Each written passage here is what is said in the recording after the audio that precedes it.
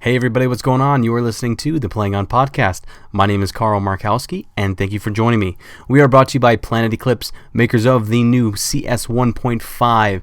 It is a very sweet new marker that's out. It's based on the CS1 series, but it's a lot lighter, streamlined, comes with an SF barrel, the carbon fiber barrel, and it's cheaper, so you can find all that over at planeteclipse.com. We are also brought to you by Midwest Clothing, who have all kinds of crazy sweet headbands, and they also have pants. They have custom shirts they can make you. Head over to midwestclothingllc.com and type in the promo code capital TPOP, and you can get 20% off over at midwestclothingllc.com. We are also brought to you by Vantrition, the makers of the Paintball Reload, and some 4-plate protein, all kind of awesome supplements for all of your sporting needs. You can find over at vantrition.com. If you type in capital TPOP at checkout, you can get 15% off. So thank you to Vantrition. We are also sponsored and brought to you by rozalife.com. They are the makers of the hundreds of custom jerseys, tank tops, pants. Now I think they're making some padded head wraps out there. They have all kinds of cool stuff. Make sure you check them out at rozalife.com and have them hook you up with some sweet gear. And if you type in capital TPOP at checkout, you can get 19% off. So thank you to rozalife.com. We are also brought to you by Carbon Paintball, the makers of the base layer and the it's like a base layer bottom and a base layer top. If you go over to carbonpaintball.com, you can check it out. I wear the bottoms and the tops. The padding in them is amazing. The compression is just right. It's not too tight. It's not too loose. It feels really great whenever you're playing. I can't say enough things about Carbon. It's an awesome product, and check them out over at carbonpaintball.com. And if you type in capital TPOP at checkout, you can get 10% off. So thank you to all of our sponsors. This podcast is just kind of a little throw together that Mark Shulte and I did. We wanted to talk about the Vegas event a little bit, wanted to talk about Dallas a little bit, and just kind of the whole vibe of paintball going into the next event. But it was just a little sit down chat. But I hope you guys enjoy it, and we'll see you then.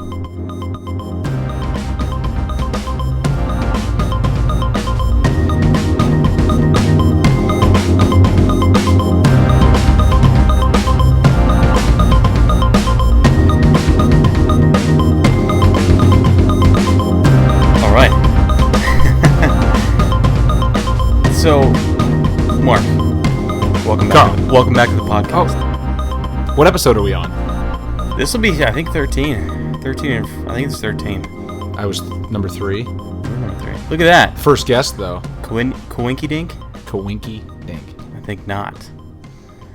So we're at our shop. It's kind of a slow day. Actually, today was kind of busy as far as phone calls go. Yeah, absolutely. But the podcast needs to go on. It lives on. and we were scheduled in shop this whole week because we were kind of low staff, and I figured, what the hell, we'll put on a podcast for a little bit and talk about some paintball stuff. Sounds great. So we got a lot to talk about. We do have a lot to talk about. There's a lot that I want to discuss, and one of them is the Dallas event. I want to talk about 10-man. I'd like to talk about 10-man champs. 10-man hashtag 10-man champs.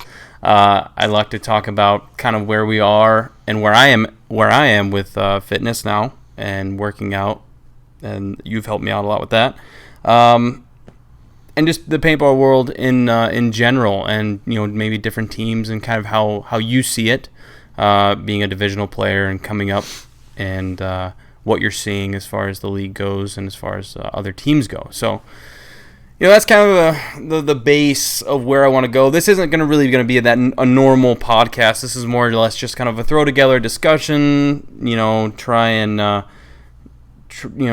get an idea of what's going on in the paintball world out there right now. No structure. We're just gonna. No structure. It's like truck talk, but A little more formal. A little more I formal. put on a nice shirt for you.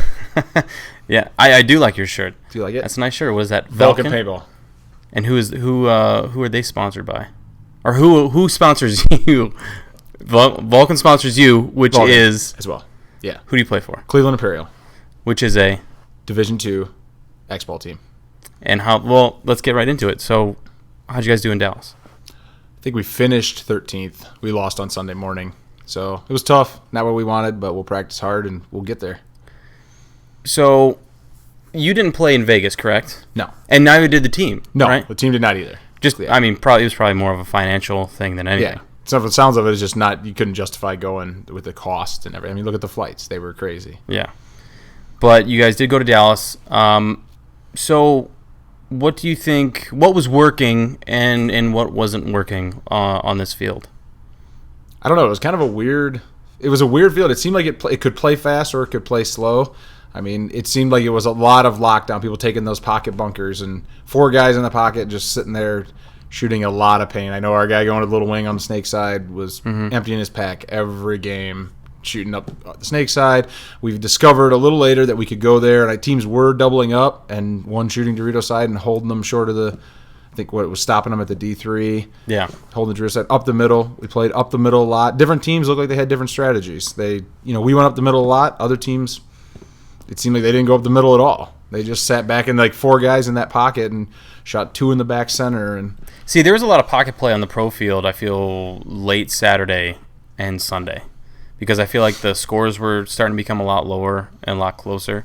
I felt like the Dorito side was the quicker side, but I think that snake side was hard because it could be so well contained. But I feel like if you could at least get a guy wide, get a guy to the snake, you could turn the field, like that. And, that's what we try to do against X Factor, which we were doing really well until, little 6-man action. yeah. It's so frustrating. When in Dallas. When in Dallas. It was frustrating. It was frustrating. It was super frustrating. Because I feel like we were in that game, and... But then you get a penalty. And then so you lose that. They just immediately. That's an automatic point. That's a point. Then you started down yeah. the next point, so you might as well lose. Well, I mean, I don't want to think that way, but it's just when you're trying to gain momentum against a team like X Factor, and something like that happens, it's really hard to come back from. Yeah. And especially with, the day before we lost I think it was a 3-point lead or even a 4-point lead against Outlaws, and losing to Uprising the way we did, getting mercy. I mean, at that point it was kind of downhill. Everybody's kind of charisma was gone. Yeah. And it sucks. It's sad to see, and it really kind of pisses me off because I've been in that position before, and there's no reason to put your head down and kick rocks along the way. You gotta pick your head up. You have to trudge through the mud. But I don't know. It was a very frustrating event, especially after the X Factor game. I'm trying to think of who we played before. We played Outlaws on Friday, and then who was our second game on Friday? I can't think. I don't remember. Didn't get to watch any of them because every person I knew that was at the event all played at 1 and 3 o'clock. The exact same time. It was awful. We were running around trying to find somebody to run pods, ended up having to pay some guy to run pods for us because all of our friends, everybody we knew there, same time slots. Well, luckily, Friday and Saturday. We found a few guys that helped us out, and we were very grateful to find those. Because I think the pits are such an underrated part of any paintball team. Oh, yeah. Because, I mean, imagine having to go out there and play, making sure a guy has to pick up your own pods. Let's say you don't have a pit. Pick up your own pods, go in, clean yourself off, and then fill the air, fill your loaders, and fill your paint. And it's at the pro level. That's stuff that you just don't think about, and until you don't have it. And it sucks that we have to struggle to find people to do that. But I mean, it is what it is, I guess. But a lot of these other teams got the money. They're bringing people with them. They're bringing a whole staff with them to the event. You guys are like, oh, well, they'll be here, or that guy will be here, or he can come help. We need to do it like a week before. Just go out and say, hey, we're going to be here. Who's going to be here? Hey, look, these are our game times. Please show up and help. Yeah. We'll give you all the leftover paint. Yeah.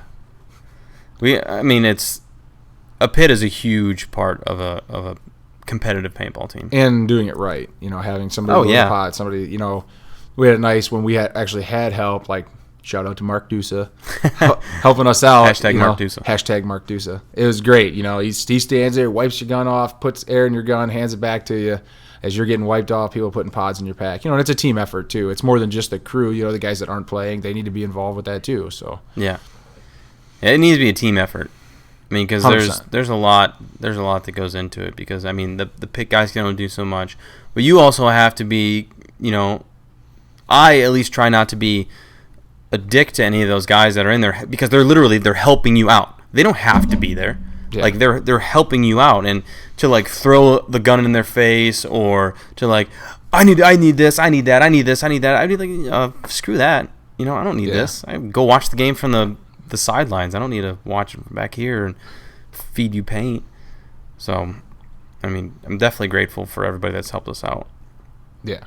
So, we had a shitty tournament. You guys didn't have the greatest tournament. But we did have a really good time on Sunday playing a little 10-man. 10-man, if you've never played it. 10-man, if you're listening, shout out. Yeah. Hashtag 10-man champs. If you've never played 10-man, you are missing out. The ideal goal is to not play 10-man because you're playing on Sunday. Yeah, I don't get me wrong. In a perfect world, you don't want to play 10-man. But if you do have to play 10-man or have the opportunity to play 10-man, play 10-man because it's awesome. Yeah, the best of a worst-case scenario is you don't make it to Sunday and you win 10-man. And that's what we did. Or you make it to Sunday and unfortunately lose by 1 in the Ocho finals in your first game, get upset, get completely undressed, back to the hotel. That's got to suck, though. You guys were very first game, right? And then you text me. Yeah, played at 8 o'clock. And then you text me, you're like, 10-man at 10:18. And I was like, I totally even forgot. I spaced out, like, wasn't even thinking about it. I'm back at the hotel, undressed, ready to, like, pack my stuff up and fly home. And, like, okay, I'll come over there. And I even texted you. I was like, as long as they let me play, because you told me that before. You were like, well, you can't guarantee playing time. Well, they were so unsure. Blah, blah. They were so unsure because they didn't know you. They didn't know you. They didn't know how you played. They didn't. I think I told them that you were. I was like, I'll come over there 6'9". If you're gonna let me play. If they're gonna let me play, you're like, I'll make sure you play. So then I came over there and. Yeah, the rest is history. the rest isn't a gold medal, right? The rest is. You should have worn it. I should have worn it. Yeah. Check my Instagram to see a picture. Dude, but it's honestly so much fun. It's cool too because I never got a chance to play competitive 10-man. So I got in right as kind of 10-man was going out the door. 7-man was kind of starting to take hold. X-ball was starting to take hold. And I never really got to experience that whole 10-man where you can go and you can shoot 4, 5 guys, and it's still a paintball game because there's still a lot of guys left.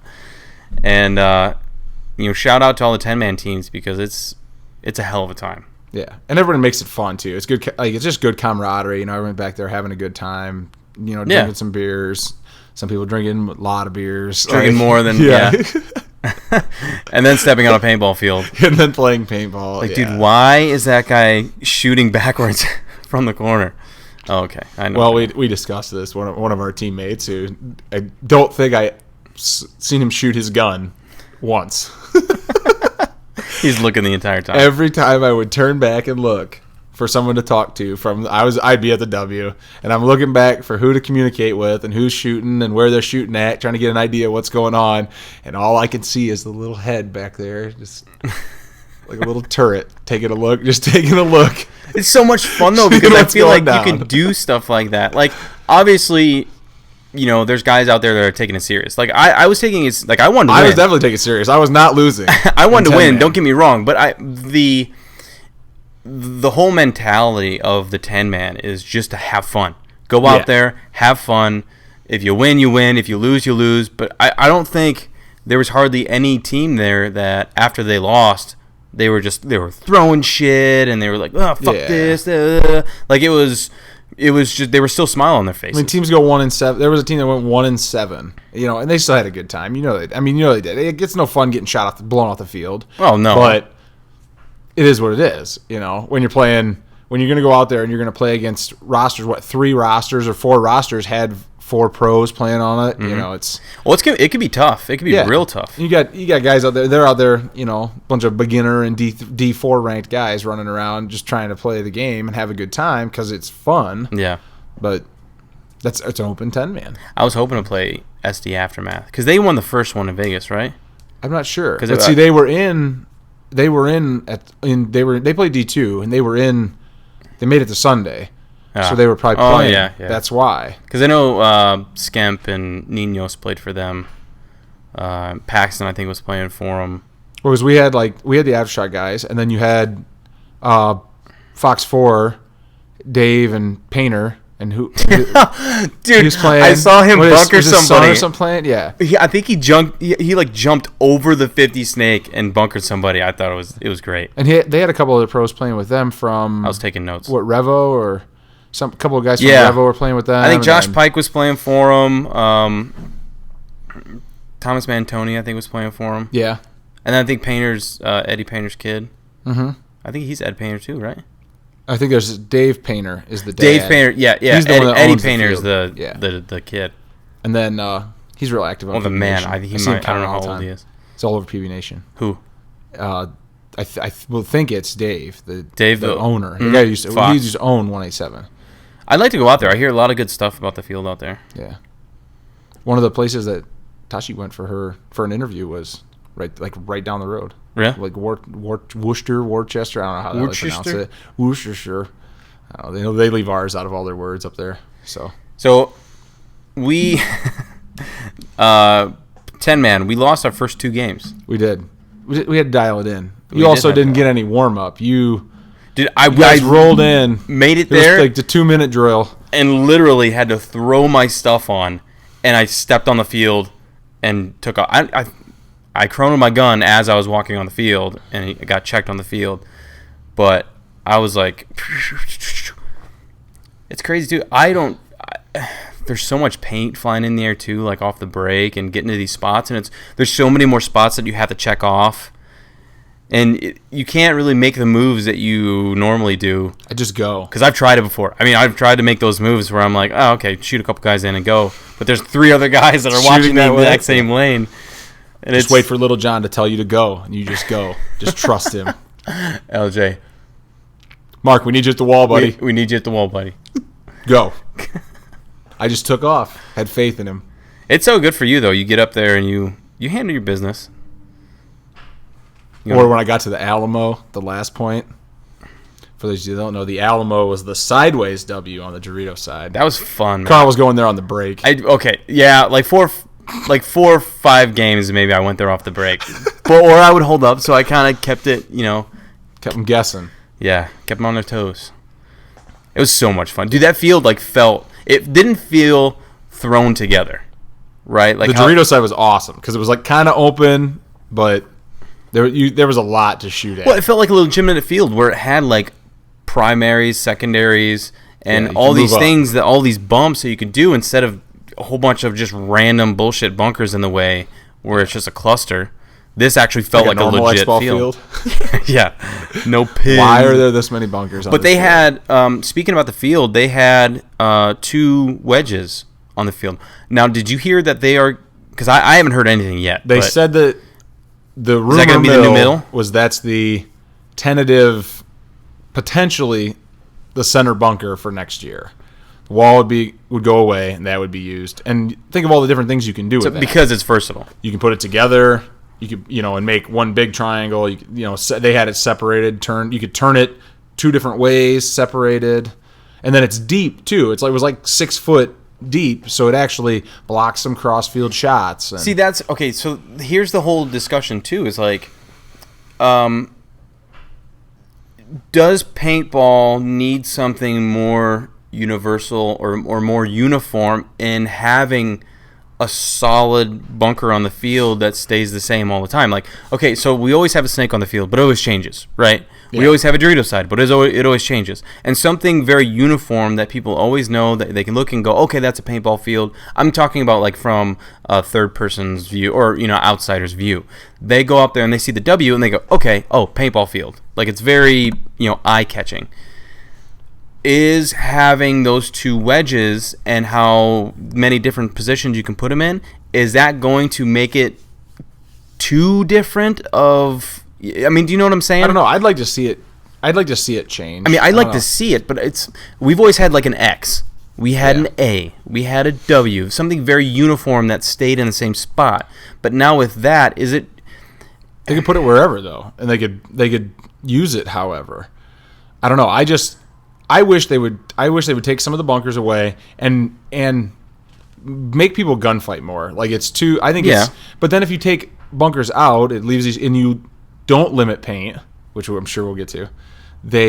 People will just stand there and spray their guns. And the skill of gunfighting or playing the game is gone. They just stand there like a turret and just spray. Yeah. I can do that. I haven't talked to anybody yet as far as Millennium goes. Like with the M500, which you were just mentioning. I'm actually going to talk to Monville later in the week. Do you think that's the direction? I mean, do you think the Millennium is being successful with it? Yeah. I mean, we talked about the whole paint thing, though, is how do you... We did the math on, what was it, like... it was like half... If your entire team shot all their paint, averaging 6 points an X-ball match... You essentially still using like half the paint than what, because I know the Ralph boys in D2 told me they shot 113 cases at Dallas, right? And it was like 60 cases. I did the math on it. If you everybody emptied their pack for 6 points in all the way through, that would have been like 8 matches they had to win Dallas. Right. Still half the paint. So now does the paint price come up? Does it double? Because the paint companies don't want you to shoot less paint. So who does it affect? I mean, it's got to affect people who are going to be buying the paint. It's not going to affect pro teams, right? No, you wouldn't think so. But what if the cost of paint's going to go up?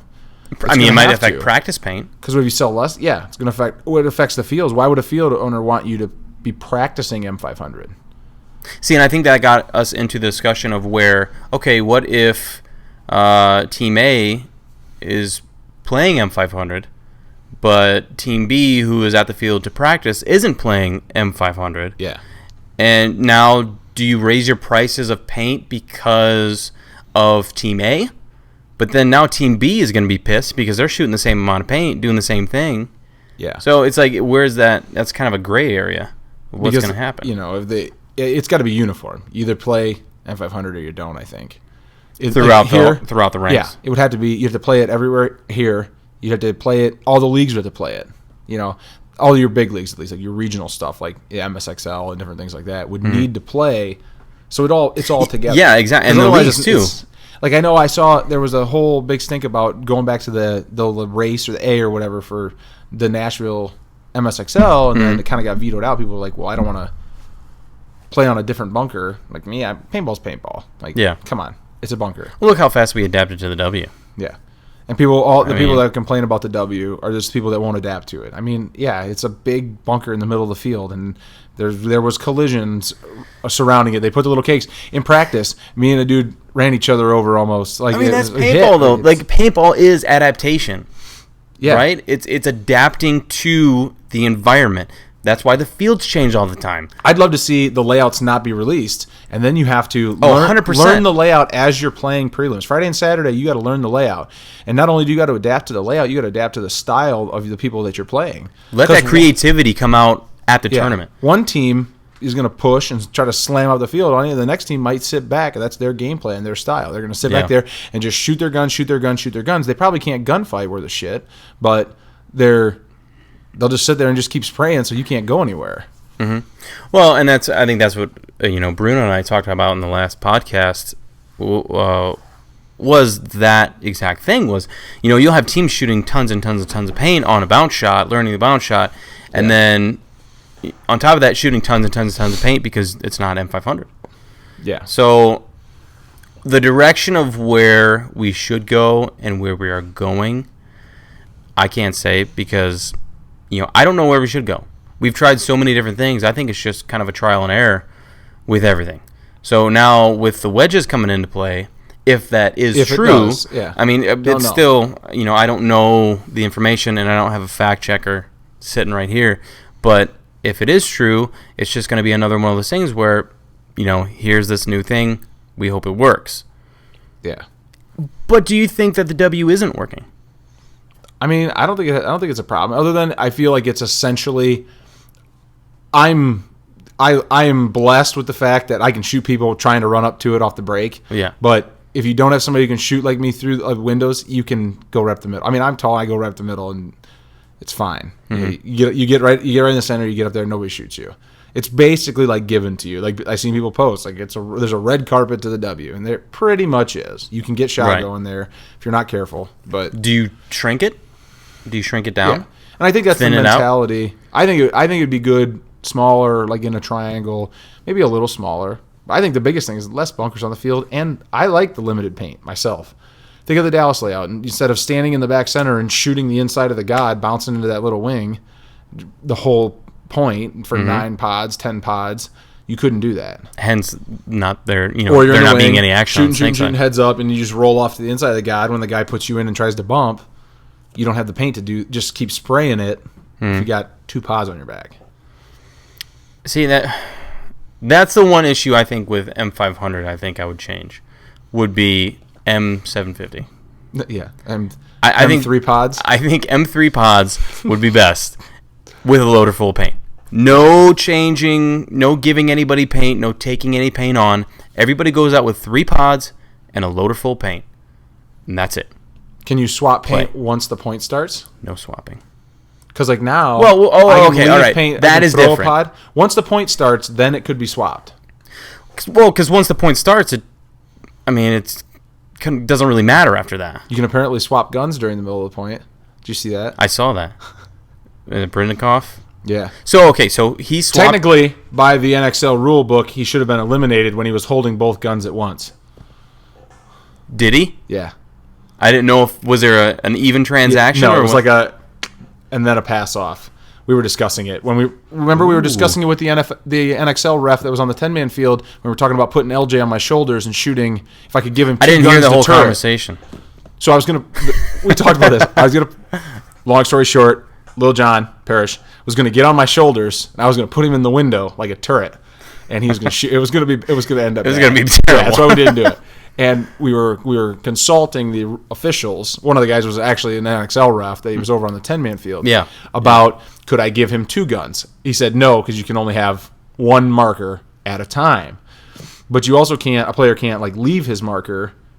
You have to take. It has to go with you. You can't leave it somewhere and just run with it out either. Right. The only thing you're allowed to leave is a pod and a squeegee. Correct. And the ruling was I couldn't give him 2 because he can't have 2. He can't have 2 markers. And then it was the question: if he got shot, am I eliminated? Well, yeah, I would assume so because you cannot touch. You're in contact. When you're checking a guy out before he hits the buzzer, you can't physically turn him around. Yeah. So the rules. But it would have been fun to see, though. It would have been great until he started getting shot at. You would have had the bad end, yeah. And then I dumped him on his head. So yeah, going back to the Russian Legion double gun thing, I saw it happen. Was he attaining a gun that was working, and then went to the snake and crawled all the way down the snake, or was it? I mean, he would have to if he was the one going down the snake, right? I think he went and got. The gun was down by the snake player. He went and got a back player's gun and ran back to the snake. How many guys are alive? I don't know. On the other side. I just saw the highlight video. He got up, ran back, and he was like, and the guy in the back center was like, "You want my gun? Get out of here!" I'm pretty sure that's what he said in Russian. We were trying to translate. Don't. Don't. So, all right. So, going back to 10-man, we ended up playing the Winstons. The Washington Winstons. The Washington Winstons. Your podcast adversary. Shout out to Mike Zapp. Which is cool. I love seeing that guy every time we play 10-man. Rocking the Drexel jersey. Yeah. That was an undershirt. There was kind of a controversial ending to that one. Because I know I went to the Alamo. Let's see, the Alamo, the right 50 off the break. Then what happened? Which was tough and a half. And the reason you made it was because I shot Dorito side, and all of their players were so scared to do anything. So scared. They were. They were terrified. They were flopping all over trying to get into the bunkers, getting shot at. Anyway, I made it. I made it there. And then the game was almost about halfway done. I started to make a move to the inside to try and break the cross because they had about, 4 guys left? I think they had 4 guys left. There had to have been at least a snake corner, a Dorito corner, and that Dorito tower. And a back center. And a back center? Okay, so they had 5 left. Yep. So I went up. So they were all kind of spread out wide. I went to the middle to try and go to their wing to try and break that seal off. Right when I did, they had filled snake, and it wasn't relayed on to the Dorito side. I got chopped up by Harrison Fry in snake 1. Got me. Harrison got me. Waylaid you. But as soon as I did that, there were some guys from Uprising that were playing on the team. And I was kind of gunfighting with Logan Arnold, who was in the corner, the Dorito corner at the time, when I was in the 50. Not Logan Arnold. Graham Arnold. Logan Arnold is whose jersey I was wearing. Shout out. That's it. The Scrambler. Graham Arnold. He's my teammate. I was gunfighting with him. He was in the Dorito corner. And the Dorito tower guy. His buddy was in the tower. So he knew I was there. So when I went to the inside and they saw me walk off the field, I think they thought it was clear game on that side. But right when that happened, you moved up to the Dorito side, or right into that 50, and Graham tried to make a move down the Dorito side. You chopped him up. I looked snake side. As soon as you started kind of going to work on Dorito side, I looked snake side. I think it was Mike Kerr. Mike was in the W. He ran through to get Harrison. Yep. And there was a controversial penalty that happened, saying that I think that Harrison got shot before. Which, from my perspective, was I thought the penalty was on the snake corner guy. So I shot the Dorito corner guy. Yeah. Immediately turned and shot the Dorito tower guy because they're like, "Oh, we got Carl. I'm taking off," and he took off right into my gun, and I shot him. And then I turned, shot the Dorito tower guy, then turned and shot the snake corner. Thought I shot the snake corner guy, sitting there looking inside. He went. I figured he went to the wire with hits on him, and a ref called it. That I thought that was the penalty that was getting pulled. That was from my perspective from 110 feet away or whatever across the field. Yeah, because I don't know exactly what the penalty was. I'm not sure. It wouldn't have mattered. Would it have? No. Well, I think if you wouldn't have made that move down the Dorito side, I don't think if I wouldn't have made that move up the center and gotten shot. And you were like made everybody bait. Made everybody think they were that like, side "Oh, was Carl's clear." Gone, easy mode." Yeah. Hashtag get out. I think that really is what changed this when you came into that Alamo and you know what they didn't do? They didn't remember the Alamo. They didn't. Oh my god, that was terrible. Should have. So that was the epic red hair turned yellow. Epic 10-man win. Yeah, and it was great. It was cool. It was cool. Like as I was walking off, I was watching it all unfold. It was really cool. It was nerve-wracking. I never for a second thought we were going to lose. Well, no, but any close. Like, as I'm after walking they shot off, you, I bet they thought they were going to win. I was nervous as I was walking away because I saw a penalty. When I saw the penalty go, I thought we got the penalty at first. But I think that's just an aftershock reaction. Yeah, because that's seeing a red flag or a yellow flag.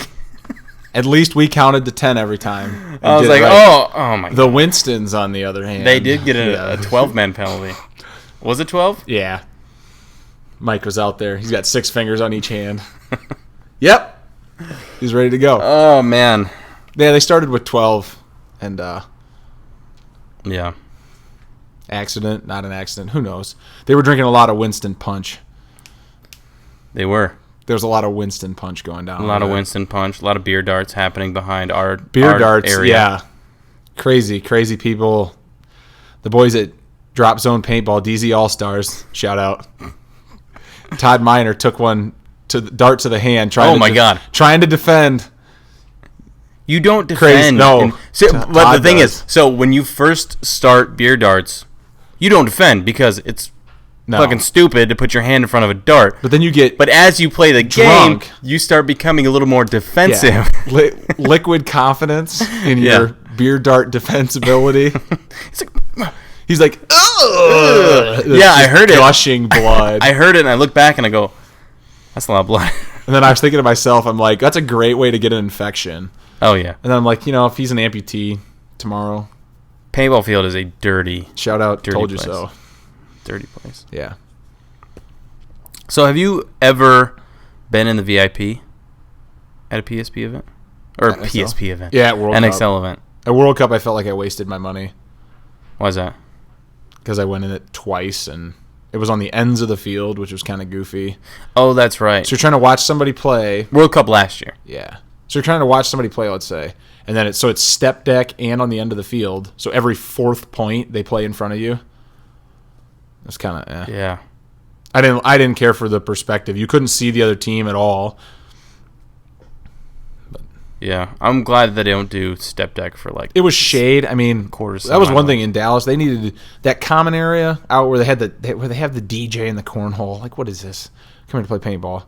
And well, you have to make it like you have to appease the crowd, somewhat. Yeah, I mean, I get it because it's not. You have to make some kind of attraction to the event or having a good. It's got to have high energy. Yeah, if you just have a trade show and it's just a bunch of people just standing there and you're walking through, it's like.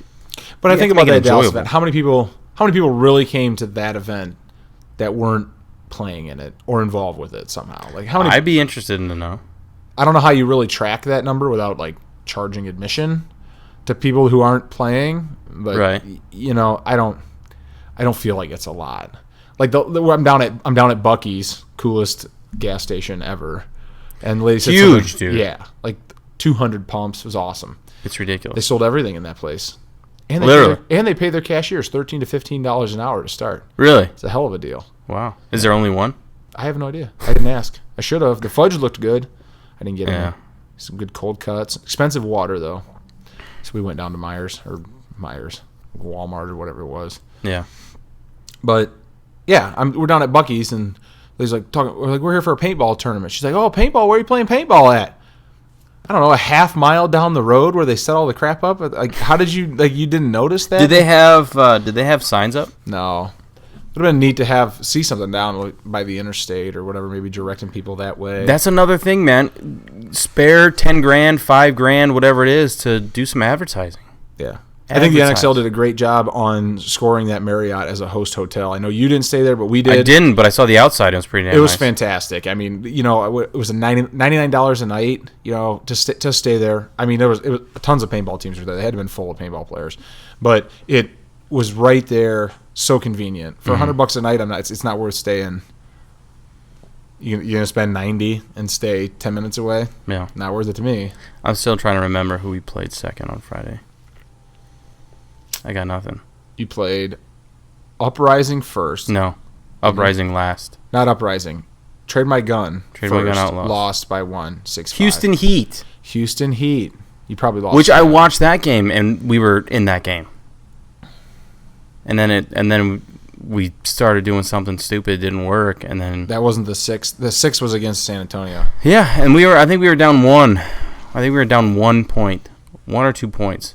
And we were on the way to come back, and then that happens, and it completely throws momentum off. And then Uprising, it wasn't happening, and so what do you think? Someone who's played sports, pretty much your entire life, right? Yeah, since I was 3. What do you do in a situation like that, where, what's your mental state when a team isn't doing how it should be, or and the morale's down? Like, what do you do? It's hard. I mean, you get depressed. Everybody wants to win. If you're not going there to win, you're doing it wrong. Like, you're wasting your time, you're wasting your money, you're wasting everybody else's money. Like, that's the way I look at it. I don't know. I'm always like the positive person. I always try to stay up, keep everybody up. I don't feel like I'm the down person ever. I mean, some people get more down than others, but I like to think, like with Imperial, I like to think we do, a little bickering in the pits and whatnot. You're going to have that on any team. Yeah. But we try to keep it positive, try to keep it moving, toward the ultimate goal, which is to win. Like, we want to win. Like, we went to Dallas. We wanted to win Dallas. Didn't go to Dallas to take 13th place. If you're going there to, you didn't go there to take last place, like, whatever. Like, you want to win. Yeah. But I don't think anybody goes there. I just stay positive. To get last place. I think people go there though, and probably more so World Cup than anything, because it's like a party, more than I think there are people that go to World Cup because it's World Cup, But I go there. I'm not going there to party. I'm going there. I'm going there to play paintball. Like, this is like we talked about it. It's kind of like, it's fun. It's not really a vacation. Like, you're going there for a purpose. More than just it's more than just leisure. Like, I'm not going there just to hang out. So how did you guys do as far as or what did you guys do, non-playing time? Like, did you guys spend time together at the field? Did you go back to the hotel and spend time together? We played prelims. We're at 1 in the afternoon both days. Tried to sleep in a little bit. Got breakfast. Went out and got breakfast. Yeah. Got supplies, basically water, whatever we need. Get everything situated, and got over to the field, play some paintball, get cleaned up, do a little discussion, went back, pick a place for dinner, had team dinner. Yeah. Had a team discussion at the end of the night, and go to bed, do it again the next day. Yeah. That's pretty much it. I mean, we were kind of separated a little bit at the field. Like, we were at the field, but we were kind of somewhat separated. Like, we were watching the teams who we were going to eventually play against, but some guys were here, some guys were there, some guys were over in the VIP pit watching from there, and there's a lot of talk around the Aftershock camp of are we not together enough, even watching games, even though we're all watching the game. Yeah. Do we all need to be together and watch the game? It's a team. It's a team sport. Like, I think so too. It's the way it's supposed to be. Look at it. Like, for me, growing up in hockey, I played travel hockey, double A's, triple A's. Like, it was out of Detroit. Like, we'd go places. Everything was always as a team. It was always done as a team. Like, we'd go to a tournament. We'd stay in the hotels together as a team. We'd go to lunch as a team, go to dinner as a team, travel as a team. Like, everything was team oriented. Mm-hmm. And I think that's where you in any sort of team game, that's where you build those, like, that bond and that connection to play, and then if you're always playing with different rosters, you run into problems. Like, that's for a long time. Example, Toledo Walleye. They always had a different roster. They'd be during the season. It'd be, this guy'd leave, this guy'd come, that guy'd leave, this guy'd come. Because all the good players get picked out and all the crappy players get sent back. Mm-hmm. And they would never play with, like, kind of a set roster. Well, the last couple of years, they've kind of, like, had a good, pretty stagnant roster. And they're good players for that level, that caliber hockey. They're doing good. I think that's what needs to happen. As far as, at least with Aftershock, I think is everybody needs to stick together. Yeah. Stay on the team. Make it a couple seasons. Yeah. Believe in the system. Don't. Because people don't. That's the problem. Don't stand up and want to change this and do that and this. Dude, everything has been tried. Everything has been tried. I love what Bruno said in his podcast about how you get too many people on a team who want to be the superstar. And if you're either the superstar or you're a role player. If you're a role player, do your role, and that's it.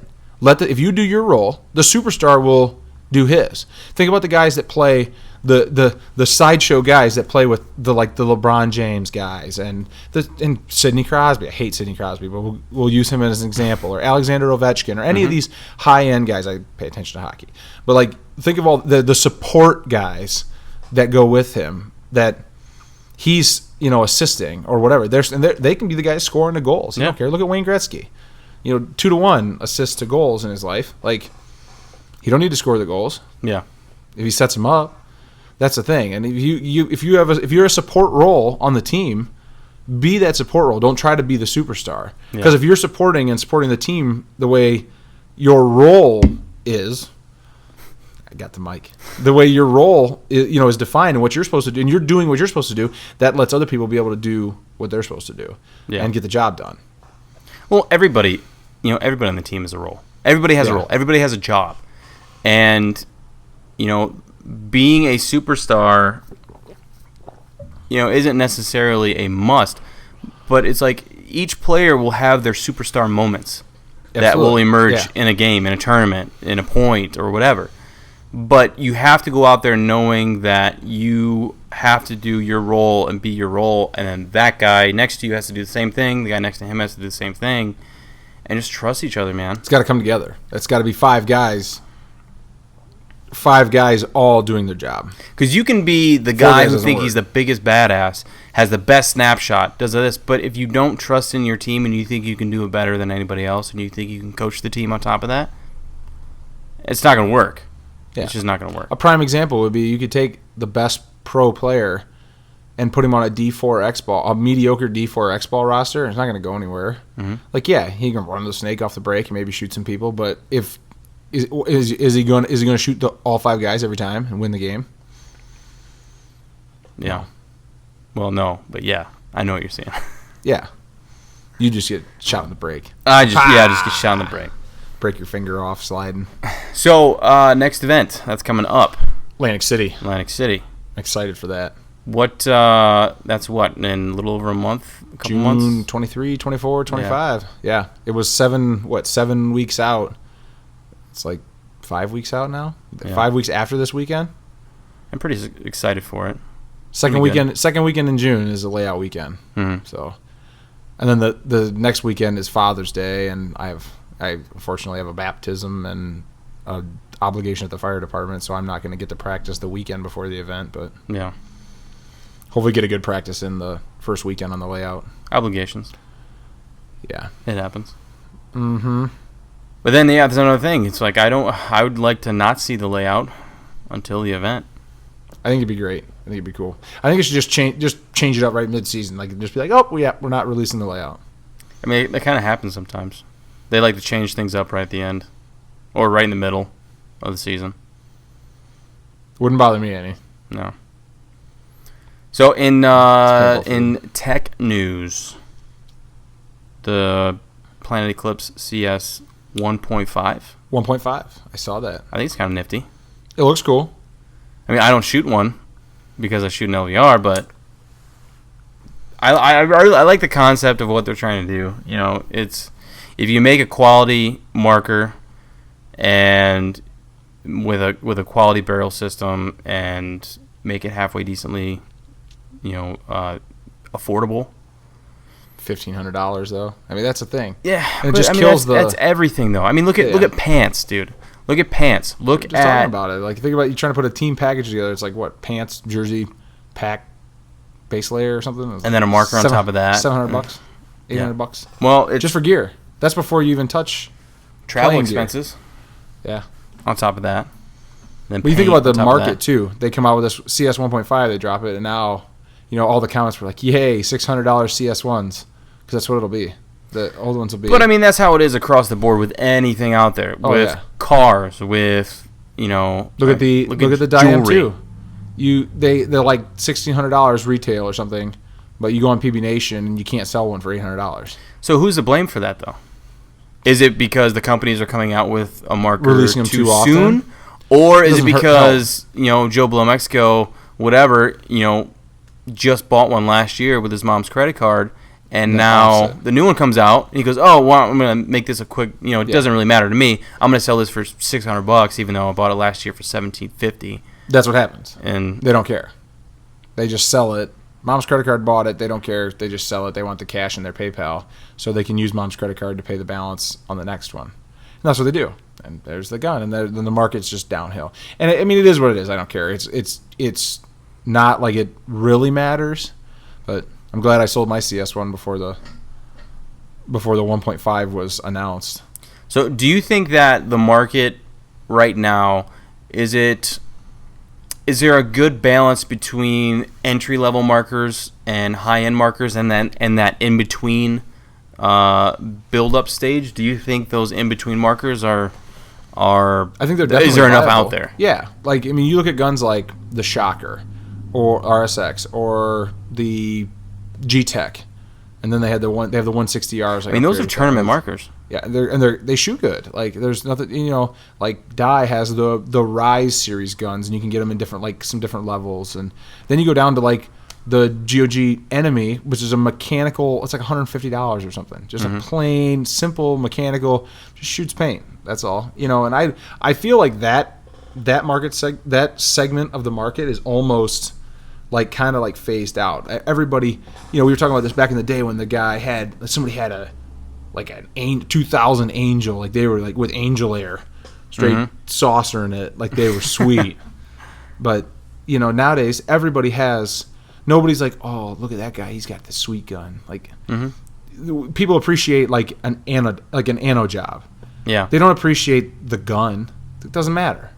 It's not like going down, like I go down to the local trap club and one guy's sitting there, he's shooting a $300 Stoger and the other guy's got a $30,000 Perazzi. And you look at it and you're like, oh, that's Perazzi. Like, that's cool. Like, you see that. Like, it's neat. Like, you recognize it.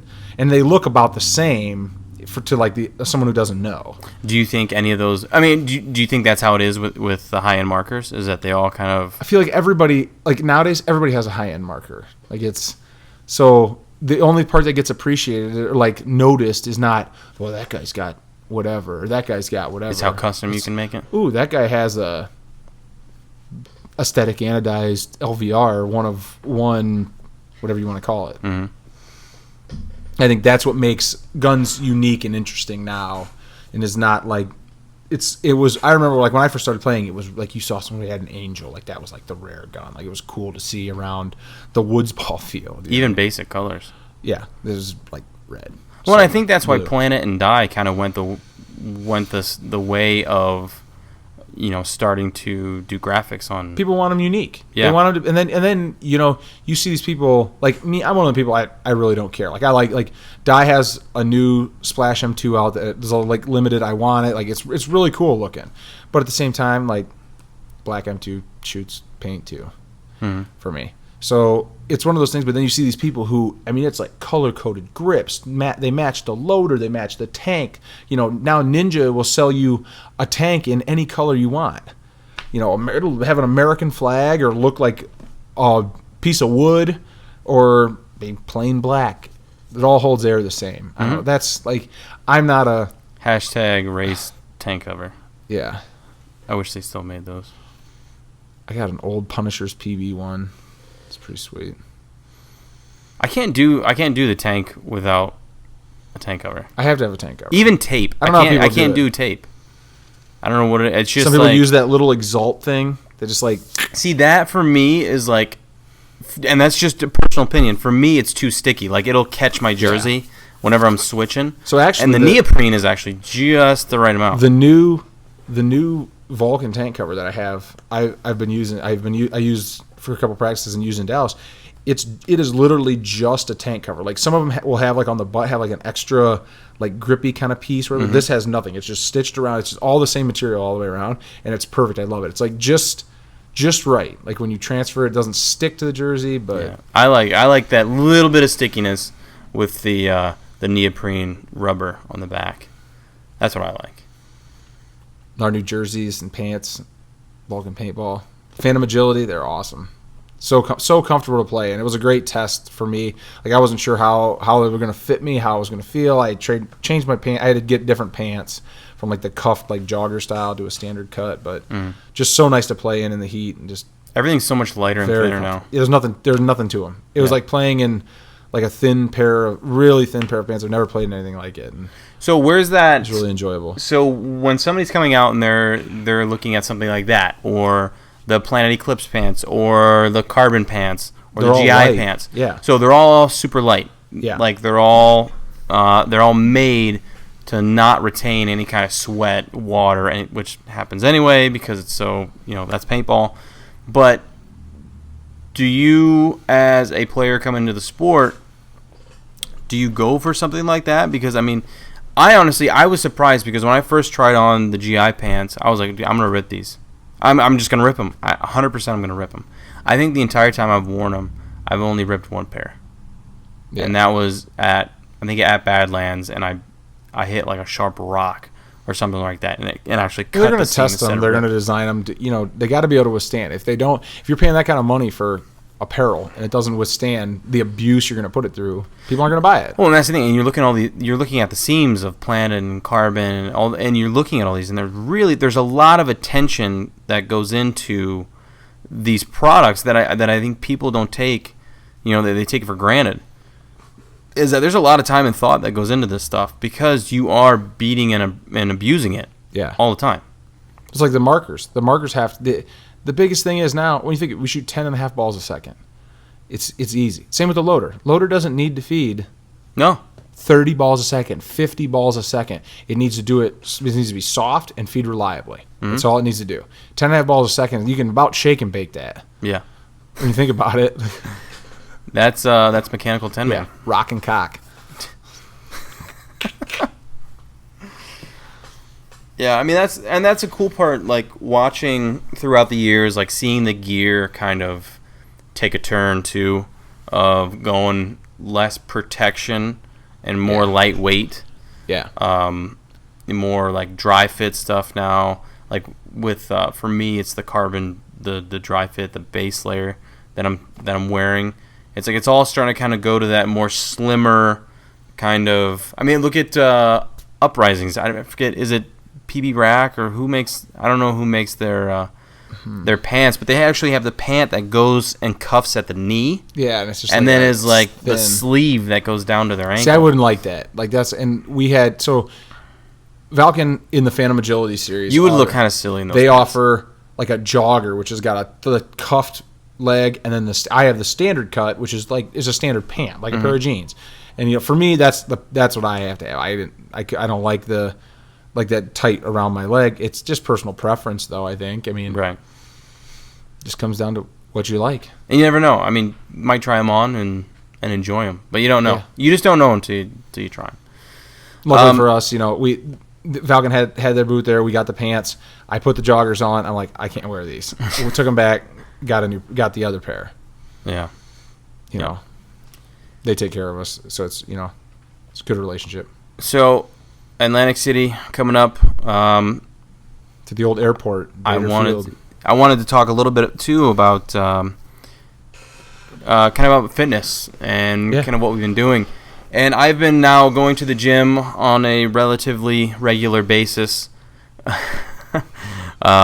You're 3 for 3 this week with Mark, and I've really felt. I told him today this morning that I really felt kind of and I thought that I saw a difference already in just like my posture and the kind of way that I'm doing things. You feel better. I feel better, and it's people don't believe me, but it's the morning thing. Even if you're not a morning person, getting up and going to the gym. We're going early.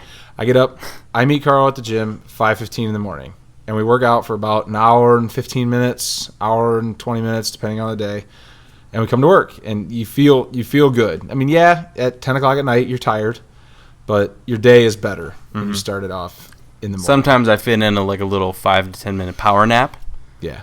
Like I kind of start feeling it, and then instead of hitting coffee, I just do a quick little power nap, and I'm boom, right back in it, ready to go. But I've been feeling good, man. I've been feeling really good. I haven't been able to. I'm not gonna be able to play paintball this weekend, but I'm getting excited to kind of go out and test this new body that I'm feeling transform. That's gonna be good. Yeah, a lot of core work. A lot of core work, which is a lot of what snap shooting and paintball is. A lot of core work. It's the core. It should be the core. I'm not saying it should be like the core of your workout, no pun intended, but I feel like too many people do not incorporate it into every workout.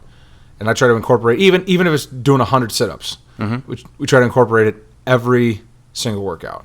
Yeah. We target isolate different muscle groups, but always make sure you get core there. And you got to think too, you're getting a lot of core in a bunch of those exercises that we do on the different days.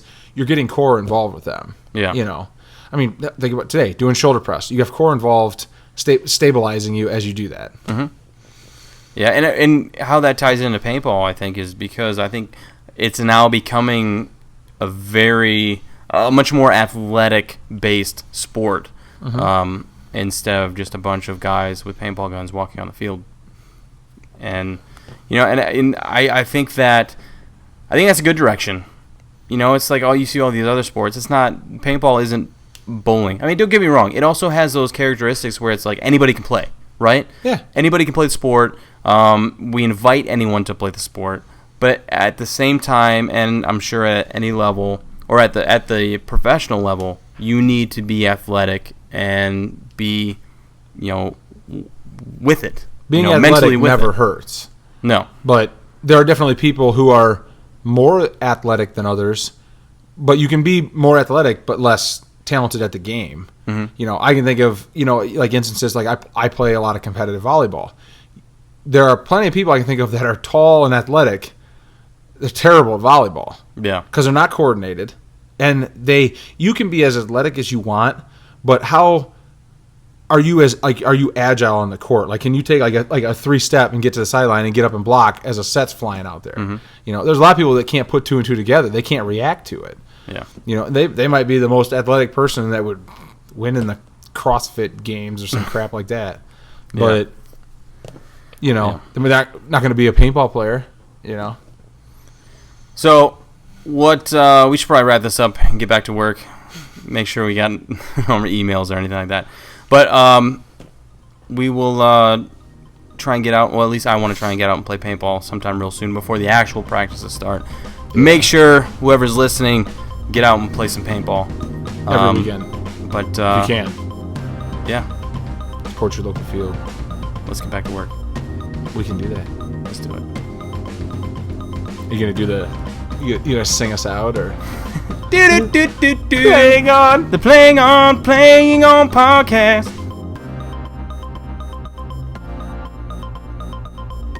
Mark and I plan on doing more of these throughout the year. I work with a guy every day, and all we do is talk paintball or while we're working. So, what better than to put it on a podcast? So we plan on doing these throughout the year. Just talking about each event and through his eyes and his experience, and then through my eyes, and kind of explaining the event to people who weren't able to make it, and kind of where we were at the event and the events that occurred. But thank you to Planet Eclipse for sponsoring the podcast. You can find them over at planeteclipse.com. Also a big thank you to Midwest Clothing LLC.com, Vantrition.com, Razalife.com, and as well as CarbonPaintball.com. Hey, I really, really am appreciative of everybody that listens. If it wasn't for you guys, I wouldn't be doing this. I want to take paintball storytelling to the next level, and I figured what better way than to do a podcast. But also make sure you guys go over to the social media websites. You can find The Playing On Podcast on Facebook, on Instagram. Just type that, The Playing On Podcast.